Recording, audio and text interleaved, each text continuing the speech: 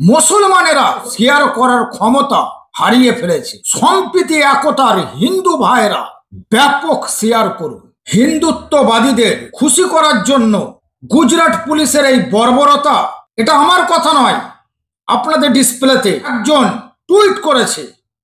সে লিখেছে, দেখুন, হিন্দুত্ববাদীদেরকে খুশি করার জন্য বাড়িঘর ভেঙে দেওয়া হয়েছে।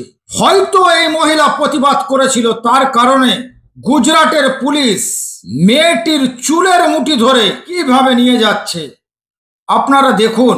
সম্ভবত কোনো একটা কারণবশত কিছু উগ্র হিন্দুত্ববাদীদের সঙ্গে কথা কাটাকাটি শুরু হয়, সেটাকে কেন্দ্র করে মহল বানাবার চেষ্টা করা হয়। সেখানে উপস্থিত হয় গুজরাট পুলিশ।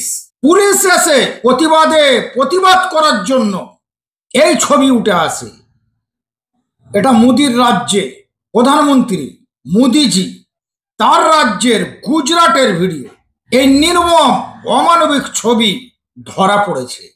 দেখুন না ভালো করে, কিভাবে একজন মহিলা চুলের মুঠি ধরে টেনে হিঁচড়ে কিভাবে নিয়ে যাচ্ছে। কেন রে ভাই, মুসলমানরা কি মানুষ নয়? মুসলমানরা কি ভারতের নাগরিক নয়? কেন বারবার এই ধরনের বর্বরতা? কেন বারবার এই ধরনের জুলুম?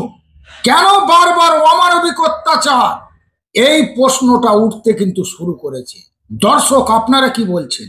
মুসলমানেরা এই ধরনের ভিডিওগুলো শেয়ার করার ক্ষমতা হারিয়ে ফেলেছে।